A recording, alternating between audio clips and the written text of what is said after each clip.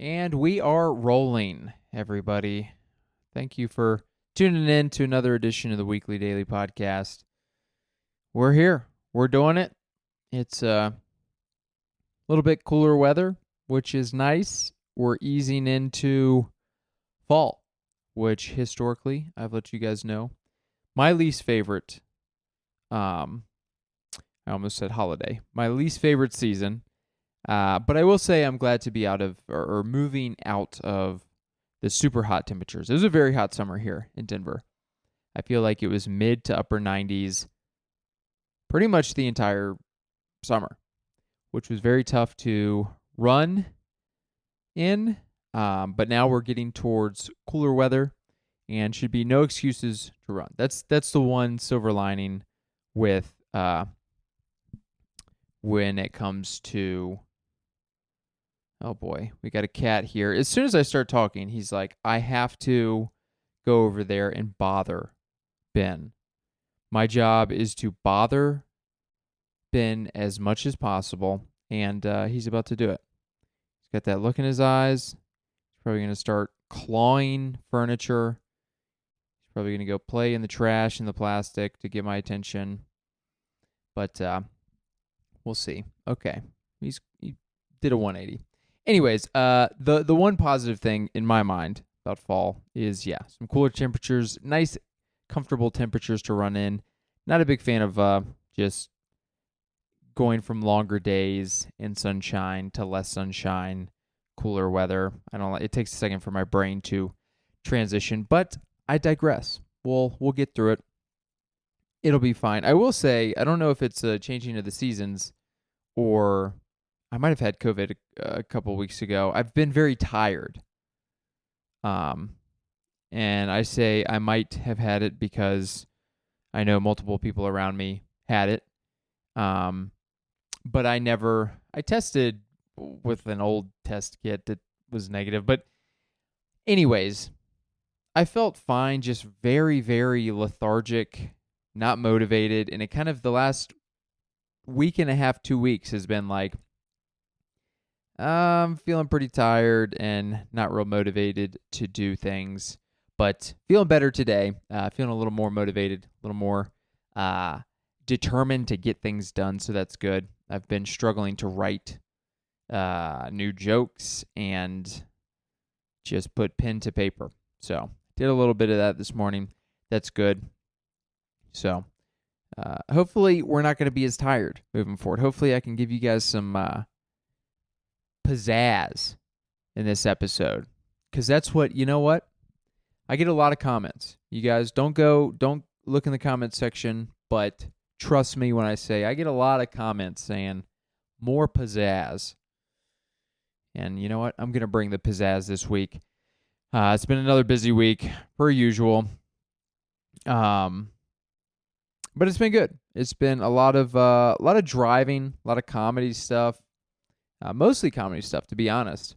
I had a pretty full week of comedy stuff, which was very fun. Starting on Monday, I went up to the Comedy Fort open mic in Fort Collins, Colorado.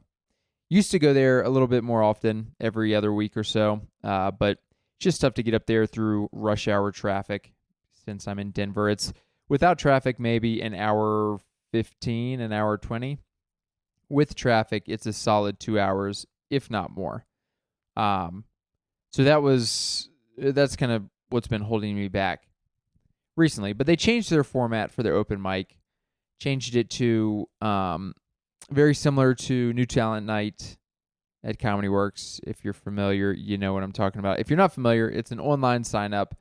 And then they post a list of people that are doing the open mic, so you know when it's your time to go up there. So I might do that every month or so moving forward, just to get some reps up there. And the cool part about it is they used to have it in kind of the front bar area. Now they're doing it in the main comedy room. And typically you get 3 or 4 minutes, which isn't a super long set, but they got a decent crowd there. It's a good fun time. You do the hits or do the new material, whatever you're thinking. But got up there, and I guess they're taking one person from the open mic list and giving them 10 minutes at the end to close the show out. And they let me get the 10 minutes. I was excited for that. That was very nice of them to let me do that. So I did 10 minutes at the end, tried out a couple new things. I mean, none of it was really new stuff. It was all, I added like a new tag on a joke. So that was brand new, and it worked very well, and I was very excited about that. And then I did the opera singing joke, which I've talked about on this podcast, and I'll tell you guys what, that joke is done. That joke is dead to me. I've given up on it.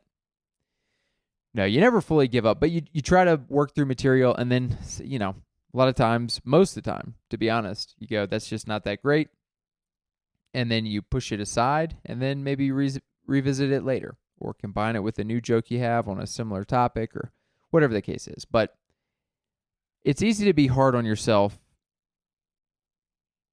At least I find myself, it's easy to be hard on myself for like, oh, am I writing enough? Am I doing enough? I need to keep continuing to push forward, to gain momentum, to do this and that. And, you know, there's always room for improvement. But what I will say is that if I truly look at the stuff I've written, I'm still working on new material. I'm still doing new jokes. It just, you know, a lot of them aren't forming out to be much. They're like okay at best, and then you just push them to the side and revisit them later. So with that said, the Fort Collins mic was fun. Went up with another Denver comic who was also on the mic. So we yucked it up in the car on the way up and the way back. That was a good time. And yeah, so kind of a late evening. It was not super late, but probably got back 11:30 maybe. So started out the week with a later night. And then Tuesday, I actually took Tuesday off. I took Tuesday off because I had a corporate gig that was presented to me last second, and it was in Pueblo. And so I would have had to leave work a little bit early, but also, man, this cat is losing his mind right now. This cat, let me tell you what, he does not exercise or move very often. And when he does, it's a little alarming and surprising because you're like, whoa. Most cats, they're running free pretty often. This cat is what I like to call a professional napper. A professional napper and professional meal beggar. He's always begging for food, and he's always napping. And very rarely is he playing. But there you go. He played for about 12 seconds right there, and now he's back to laying down and napping. Anyways, yeah, had this corporate gig in Pueblo where I would have had to leave early, and it was going to be a late night anyways. And so I just took the day off to be able to sleep in a little bit and get some stuff done and then just be ready for the gig. So, yeah, essentially it was a corporate gig that a local comic here had hit me up literally Monday, so the day before. He was like, hey, do you want to come down and host this corporate gig? And it was good money. I was like, sure, let's do it. So we leave about 4 o'clock, go through rush hour traffic from Denver down to Pueblo, which is generally about 2 hours, but it took, maybe 45 extra minutes, maybe an hour extra to get down there. And like I said, it was in Pueblo. Didn't really have much information. Like the guy who asked me to go down, he didn't have a lot of information either. What they had told him is it's a corporate event for a conference, 240 people. So on the way down, I'm like, where's this venue at? And he's like, it's at the Performing Arts Theater in Pueblo. That's kind of all I know. So we get there, and we go into the Performing Arts Theater, and then we see like on a sign, it says like Northwest Police Officer Conference or something along those lines. And it had like an arrow to this room. And we were like, are we about to do a police officer conference? We're like, no, there's probably like multiple things in this performing arts area. It's probably not it. And we keep walking, and then we get greeted by a couple cops, and sure enough, it is for a large cop conference. So we go in there, and it wasn't in the theater itself. It was in like a side ballroom area. So it was still a very large area. They had a stage. They shut the lights off, had a spotlight.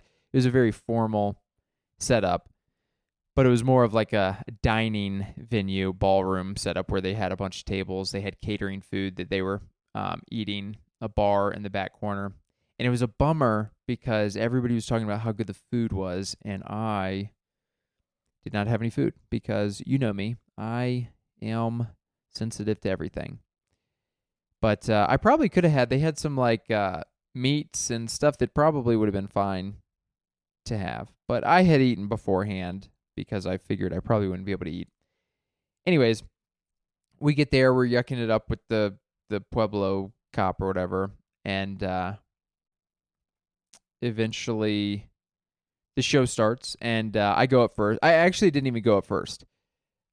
I pretty much went up first. I was hosting the thing, but they had like I don't know if he was the chief, whatever the highest ranking officer or a higher ranking officer. He went up first, and he was like, I'm going to go do some jokes. And he had Chat GPT, and he had asked it for some jokes. And for like 3 minutes, he read off jokes that totally bombed. Which honestly, that's a very common thing that happens, I feel like, at corporates, is people are like, ooh, I want to get on stage. This guy's funny. Let him get on stage. And they just do like corny jokes for a little while and get their little stand-up fix, which is fine. Honestly, having somebody go up and just like announce that the show's happening can certainly be helpful before a comedian goes up. Because sometimes they just like have you walk out. They don't even have a mic stand. There's just like a mic. You just go out there and you're like, hey, everybody, I'm the comedian. And people are like, comedy's happening? We didn't even know. These people knew a comedy show was happening, but it helped having this guy go out first, and then he announced me up to the stage. I go up on stage and do my set. It was basically me. I did like 15 or 20 up top, brought up the next comic who did like 25 to 30, and then the headliner who had invited me to go there, he did like 45. So it was like a 90-minute show, and it was pretty good. I mean, for a corporate, like corporates tend to be not great and can be like very, very rough. Fortunately, I haven't had any. Well, I've had some, I'm sure, but not too many horrible experiences. And I try to, doing more clean stuff. This crowd it wasn't like a clean show. So I did some stuff that was like a little PG-13, That's about as dirty as I get. But they had a good time. Did a lot of like the jokes that I do in more corporate settings, just like work jokes and things like that are kind of relatable for that type of event, for any sort of corporate work event. And it was a very fun show. We did we all did well, and they enjoyed it a lot. And it was interesting afterwards. The cops were talking our ear off for quite a while, which was very funny because they were sharing a lot of stories about cases, and not going into details that you're not allowed to share, I'm sure, but they were just like very forthcoming on very graphic details about cases and stuff, which I'm sure to your average person, they're not having these conversations, but it was funny to me because it's like, oh, because we're comedians, they're like, ooh, we can talk freely about this guy who we found that was dead. And so it was pretty interesting. They actually, crazy enough, the security guard, one of the comics, riffed on the security guard at the event. And he riffed on it, and the funny part about it was that it was a room full of like mostly cops, many of which were carrying, a handgun, or a weapon. And the security guard that was there did not have a weapon. So the security guard for the event was like the least able to protect, which was kind of funny. But because the comic riffed on that, afterwards some of the cops came up and they were like, yeah, funny thing about that security officer, the security officer who used to work here before this person actually got arrested here. They found a severed hand in his pocket. And we were like, oh, okay, that's actually crazy. That's very insane. That's a really interesting, weird fact to know. And then they went into detail about the whole case and this and that and him getting caught, which was pretty crazy. But then, it was so wacky because like the head cop, I can't remember what his name was, or I remember his name, I can't remember his title as far as like what it is. But he was kind of like Michael Scott Light in The Office. Like he was this very wacky, silly dude that you're like, oh, you are not the strict like sergeant type vibe that you see in a lot of like military type settings or cop settings. This dude is like total goofball. And he's talking about like, oh, I'm buddies with Frank Azar, who, if you're not familiar, is like the biggest lawyer in Colorado.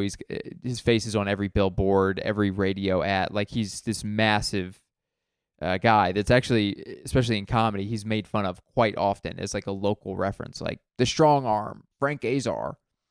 So he's talking about that guy the whole time. And then that's just a little aside. That's not super interesting, I guess. But after the show, we're all talking, like I said, going over this severed hand guy who got caught and arrested. But the guy who apparently does all the autopsies or whatever, the head guy is pointing at him and he's like, yeah, this guy's a freak. He does all the autopsy. He's a sick man. He's sick. And I'm like, okay, that's interesting that you're just making fun of this guy, but that's fine. And then he keeps, like poking at him. He's like, yeah, tell him what you do. Tell him how you're sick in the head. Tell him all those bodies you look at. Tell him how weird you are. And it's like, okay, all right, this is starting to get a little uncomfortable, but yeah, tell us how weird you are, sir, I guess. And then I'm not kidding you. He goes, yeah, this guy's a real sicko. Do that Gollum impression you do. Do the Lord of the Rings impression. And he forces this guy in front of like a little mini circle or a mini crowd to do an impression of Gollum. So this weird dude who does all the autopsies starts doing Gollum voice. I mean, it was literally like kind of like bullying this guy into doing this performance, and it was very uncomfortable. It was very like, it was funny in retrospect, and it was kind of funny in the moment where you're thinking through like, this is hilarious that he's making him do this, but it's also like, dude, this is weird. So he's doing Gollum voice, and then he's like, oh, it can also be like Lilo and Stitch if I change, and he just keeps going. I'm like, I don't want to be a part of this conversation anymore. This is very weird to me, and I feel very uncomfortable. But that was an interesting little interaction where I was like, dude, this is a wacky guy. If I had a boss that was like, hey, dance for the, I mean, it was literally like, he was like, dance for these people. I'm your superior. You got to dance for these comedians. Do that voice you do. I mean, it's similar to like what a parent does with like a 5-year-old. Be like, hey, show them that cute impression you do.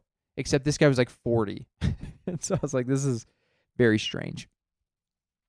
But, very, very fun show. Fun hang with the comics. Anytime doing a solid paying corporate gig or gig at all on a Tuesday is a big bonus. So that was a lot of fun. Wednesday didn't do any comedy. Went to did kind of a mini date night with Dailey. We went to the driving range, which, not super date, but she had mentioned going out there at some point. I got some new clubs, and she was like, yeah, let's go out and we can hit some balls and stuff. So we went out there and hit some balls, which was fun. But I'm sure, that was considered a little more date for me, I guess you could say. So I owe her a thing that she wants to do here soon. But Thursday went to an open mic. I'm trying to like I said, work out some new material. I've got some extensions to jokes that have been working recently, which has been good. But I'm struggling with these stories that I've talked about on past podcasts. The hotel fire, struggling to find struggling to find the funny parts in it. It's not even that, it's like there's a bunch of interesting parts to it and a bunch of funny parts as well. But there's a difference between like, oh, here's an interesting or funny thing that just is like part of a story. There's a difference between that and then like saying it in a stand-up type setting where you're like, this is a punchline. This is delivered in a funny way. So I'm struggling a little bit with that one, but I've also been working on a few other stories that I'm pretty excited for because they have some elements that are already worked out a little bit. But working on some stories with my time at Halloween City, which I've talked about in the past, but that place was a joke. If you're not familiar, seasonal Halloween store, total joke of a company and place. If you ever buy stuff there, which honestly, if you're buying Halloween stuff, it's probably there or Spirit Halloween. Those are kind of the two main places. But they're very much laughable, especially if you have a behind the scenes look at what's going on there. And so there was a bunch of material and experiences that I can draw from there to kind of joke about just the experience of working there, but also a very funny part of that experience was essentially finding out that my boss was a murderer. She murdered somebody. And that came up because the district manager disclosed that he saw it in her record, which, pretty sure you're not supposed to do that. But either way, that was crazy. And then the craziest part was when the district manager disclosed that the manager had a murder charge on her record. I was in the car when he said it with the district manager, with one other employee, and then with another employee, this older lady. And I'm not kidding you. He goes, she murdered somebody. There was silence in the car. And then the silence was broken by the lady sitting beside me who said, "Yeah, I was there when it happened." So that was pretty insane. And then she goes on to explain what happened. And you know what? You'll have to come see me live if I ever figure the story out to say it in a funny way, what happened. But I've got some jokes throughout about just working at the store in general. And then I think I can use that momentum to go into the story that I just mentioned and maybe make it a full, complete thing. I've tried it in the past unsuccessfully, but it's also been a while. I didn't really have an understanding of how to do stories, so hopefully I can build that up and get that working. And then I'm also working on a little yawn. Also working on my the story of how I got fired from Dick's Sporting Goods. So I think there's some jokes that I already have that I think I can shove into that story. At the end of the day, if this is my process with stories. Okay, I think I've talked about it before, but I'm going to talk through it again. Hopefully, maybe to assist any comics out there who are trying to write stories. Maybe it'll be interesting, hopefully, for non-comics to understand kind of the behind the scenes. But mostly, I'm going to say the process to hammer into my own head what I need to do in order to work these stories out. Because I know kind of the general formula to write a story, but it just can be, especially like I said, the last couple of weeks I haven't been motivated as much.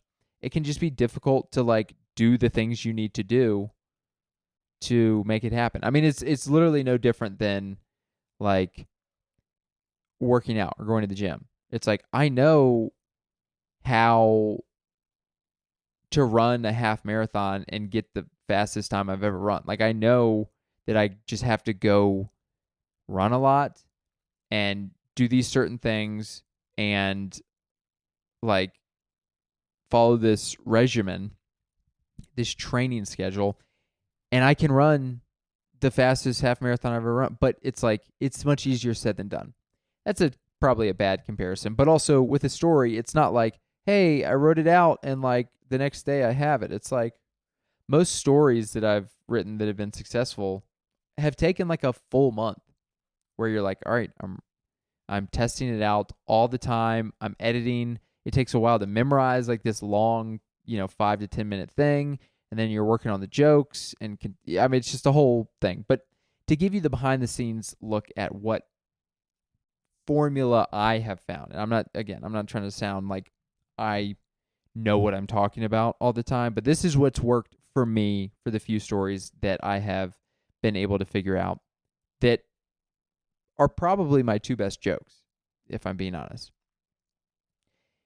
And the formula is A, write out the story. Just write it out. Step 1, no pressure on having jokes. Just write the experience and story out.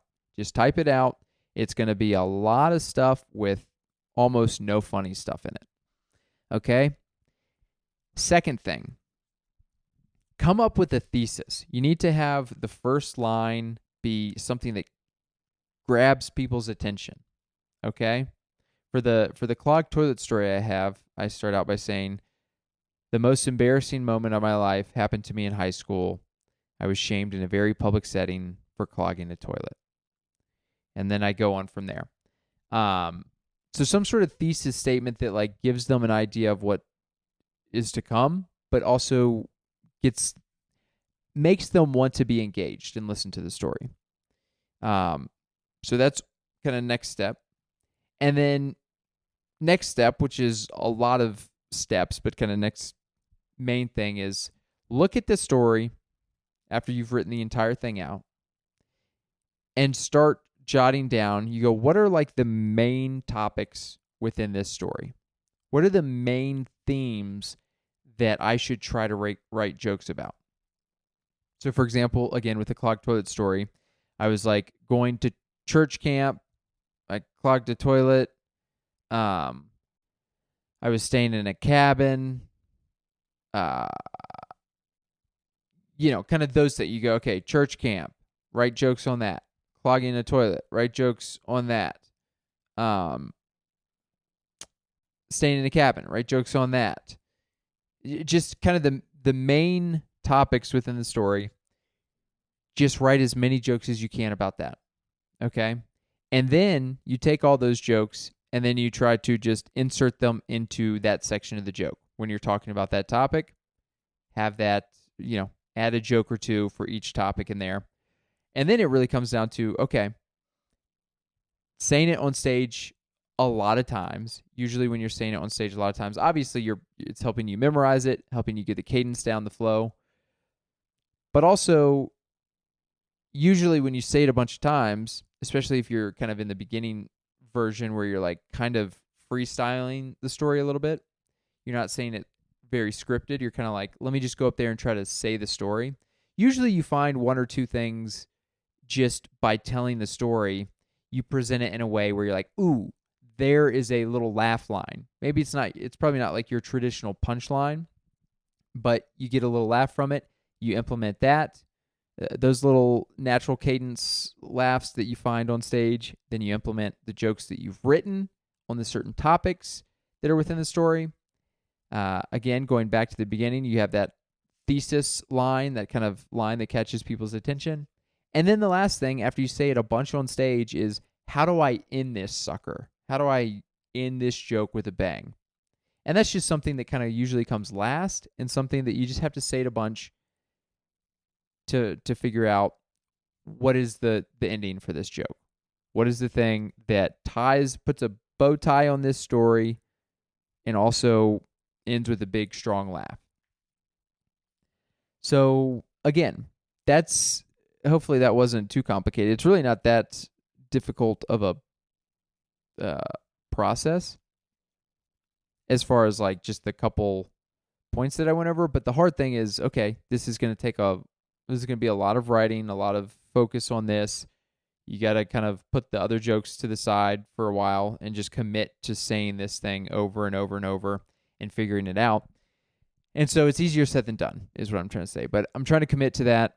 And I've got a couple stories that I'm kind of excited about. And I guess to go back to my original point, which I think I forgot that I was even making a point. I think this is what I was going to go into, is that the hotel fire story, I don't really have anything that's really funny in it so far. Whereas with the Halloween City and the other story that I was talking about, the Dick's Sporting Goods, I have jokes that can fit within there already. And when you have at least a joke or two, at least a point where you get a laugh, it's a lot easier to take this long story on stage and know, okay, there's at least one funny part. And then I can just tell the story. It just helps you be more excited about the joke and easier to continue the joke over and over when you have a nugget of funny in there, and then you try to keep finding the funny and just adding more and more. Versus that hotel fire joke, I've said it a couple times, and it's not even a joke. I don't know why I call it the hotel fire story. Because, yeah, I just really don't have any jokes to it, and I need to write out the jokes. So that one's just been, sometimes it's just harder to find the jokes. Now that I've done comedy for like 6 years, it's a lot easier now to start writing a story and then think back and go, oh, I have this old joke that didn't really fit anywhere, and I'm not really using it anymore, or whatever the case is. And I can just take that standalone joke that is a similar topic to my whatever story, and I can fit that in there. So that makes it a lot easier at this point too. But yeah, some stories you just don't have topics that are related to previous jokes. Anyways, that's what I'm working on. Looking forward to continuing to work those out. And I told Ethan Everhart, good friend of the pod, we're working, that hotel fire joke is something that we kind of challenged each other. He has a story, I'm using that story, and we're trying to see who works out the story the best over the rest of this month of September. So I'm gonna keep working on that, and I need to hold myself more accountable, but also having some writing buddies. And leave a comment, tell me, get it together, Ben. Get it together and write a joke that's funny. Stop fooling around. But that's kind of where I'm at with my jokes and stories at the moment. I did do a couple shows also over the weekend, which were very fun. Hosted a Don't Tell on Friday. And the show was at a fitness fitness studio in downtown area. And I've done the show there multiple times, and it's been okay. It's been okay, usually. It's been decent. But during the summer, not just at that same fitness place, but just in general, the summer's tough to sell tickets. I've done a lot of shows with just a little bit lower attendance than usual. And this show was pretty much sold out. It felt like we're back, baby. We are back. The show had about 70 people in a space that 75 or 80 is like total max. So it was pretty much maxed out as far as the space goes. And this crowd, let me tell you what, they were hot. They were ready to laugh. And boy, did it feel good. It's a good room. Now that the sun is down earlier, because Don't Tell shows usually start at 8. And during the summer, especially as the host, like if you're in a building that has any sort of windows that you can't cover up, it's just going to be sunlight coming in. And it just, sometimes people feel uncomfortable laughing if it's like a more lit up room. or just, when the sun's still up, it feels weird sometimes. But the sun was down. We had the spotlight on. Couldn't see the people at all because, like, you're kind of blinded by the spotlight. And honestly, dude, it feels good. This is some more inside baseball stuff when it comes to comedy. But you have a million different situations when it comes to doing comedy. That's why getting reps in just helps you out, because there's so many different elements that you're experiencing.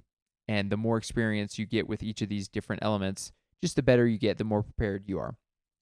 But like sometimes the room is fully lit up and you're just staring at people, and sometimes people are okay with that. A lot of times people are uncomfortable having you look directly at them. So you have to like play the game of like kind of look, but also move around a lot, but whatever. Sometimes here's a different thing that happens. Sometimes you can hear yourself, like if you're at a comedy club or on a stage. Most of the time they have an amp that obviously goes out to the crowd, but there's also one that feeds to you on stage, so you can hear yourself talking. But sometimes they don't. So you're just up there and you're talking and you don't hear the projected amp because that's going the opposite direction. You're behind it. And I can't tell you the amount of times I've gone on stage and I'm like, "What's up, everybody?" And then I'm like, "Can you guys hear me? Is this mic on?" And they're like, "Yeah." And I'm like, "I can't hear it." And that can just throw you off. So that's like a different element you have to get used to. And what happened at the Don't Tell is the spotlight was on. It was a very dark room. Spotlight's on, which is blinding me. I cannot see anybody in the crowd. And so then you're just kind of in your own world, just telling jokes, and you're not thinking about like, oh, I'm looking directly at people, or people are crossing their arms, or whatever. You're just hearing people laugh, and you're able to just kind of be in your own little comfy bubble and just tell the jokes, and they're laughing. And that felt great. I mean, the flip side of that is you're blinded by the spotlight. You can't see anybody, and the crowd's not laughing. And then that is weird. That's very weird, actually, because then you can't look at people and get a vibe for like, why aren't they laughing? I can't connect with people. So there's a million different things you have to deal with, but it does feel good having the situation that I had there where I was blinded and they're just eating it up, and you just feel comfy because there's like I don't know. For whatever reason, that just makes me feel very in the pocket. So I did the jokes, did a couple new extensions of jokes that I talked about for my food allergy bit and my leasing consultant joke. The leasing consultant extra part of the joke has worked. It's kind of been hit or miss. It's like, is it good enough or is it not? The food allergy extension, I did it at the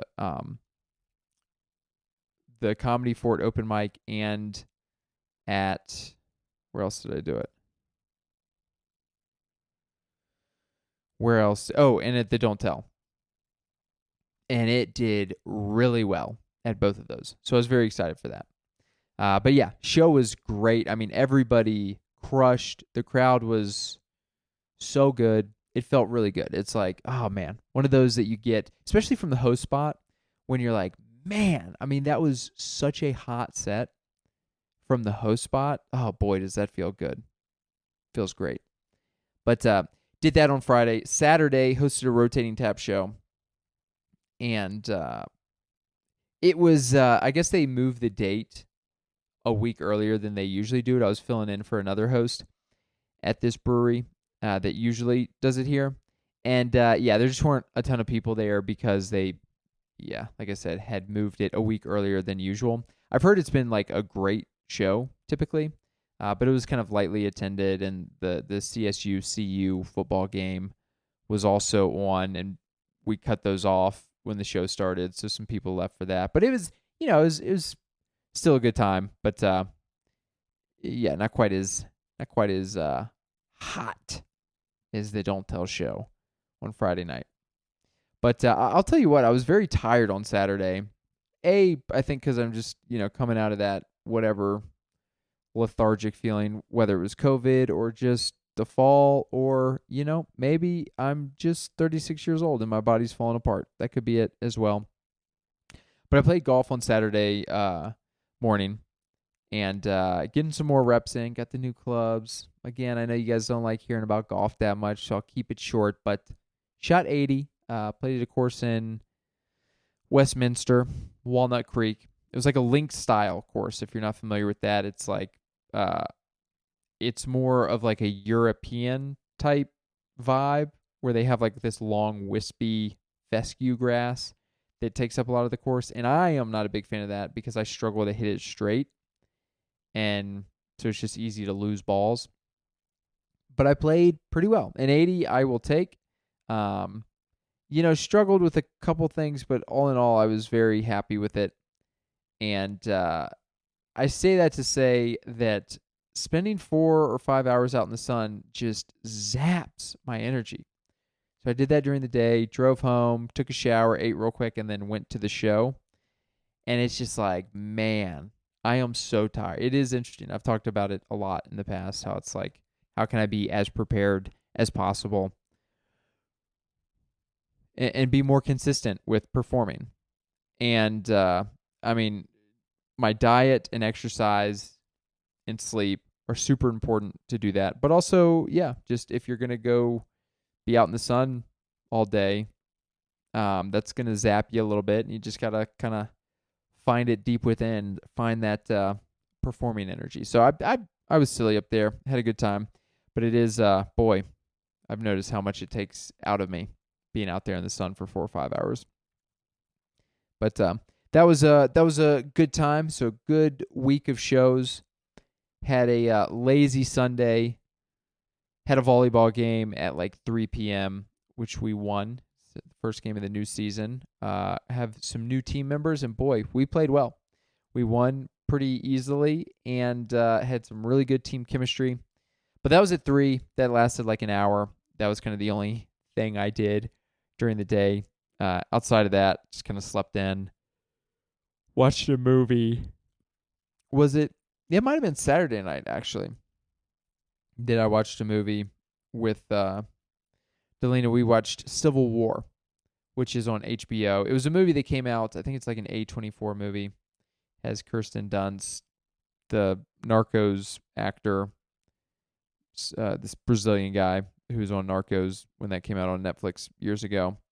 And then a few other notable actors, but I was very excited seeing the previews like 6 months ago. I didn't see it in the theaters. I was going to, but didn't, and now it's on HBO, so we watched it. And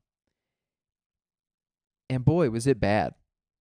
It was not good. I was thinking it would be like this cool. I like movies like that. Not like, war movies. It's not so much war movies, but any movie where like the infrastructure of like present day world stuff breaks down due to whether it's civil war or some apocalyptic event or disease or whatever, those interest me. Just to be like, a movie about like how to navigate and how they're navigating through this like chaotic, unprecedented time. And it was just lame, dude. It was like overly violent, which the violence didn't bother me, but it was like it hindered the story. It didn't add to the story or help it or even keep it neutral. It's just like hindered it. And also, it's basically following journalists who are like following this civil war. And the journalists are literally like tagging along through like military missions. Like literally these people are like going around corners with guns to try to infiltrate these places. And the journalists are just like in the middle of that group. And I'm like, that's not how things work. Nobody does that. This is not realistic. And I'm not talking about like little basic missions. I'm talking about missions where like half the people are getting shot and killed. And I'm like, this is not what journalists do. They do. First off, you're never going to live to tell the story if you're putting yourself in situations like that. Secondly, the military unit is not going to allow you to come along with them. You're going to put them in danger. You're going to you're going to give away their cover. So it was I don't know. And then also there were a couple like the CGI in it, which look, a lot of movies, pretty much every movie that's doing this post-apocalyptic. I'm having a stroke apparently. I can't speak. But most movies, obviously, that are creating this world that doesn't actually exist, they're using CGI a lot of times. But it was just like, just a lower budget or just not enough time spent. So it's just, you're watching it and you're like, that's not real, and the plot and storyline is kind of corny. So that was kind of a bummer. I was looking forward to that movie, and it was a pretty big letdown. So what can you do? But been reading a little bit more of that book, that post-apocalyptic. Man, I'm struggling to get that word. Post-apocalyptic book, Station 11, about a flu pandemic thing. But getting through a little bit more of that book, it's been pretty good. I need to keep the momentum going because, like I said, just all this stuff that I got going on, it's been so busy. I'm like really struggling to get the books in and some basic stuff that I want to include in my day-to-day life. But we'll get there. That's been pretty good. And lastly, this week coming up, got High Plains. Very excited for that. I'm taking Friday off, and I am going to just hang. Apparently Friday is like the main hang day, doing like a barbecue and then a hang at the park. So I'm going to be available for that. Very much looking forward to it. Just Thursday through Saturday, I'm going to be just hanging out, enjoying the shows, being around, hanging with everybody.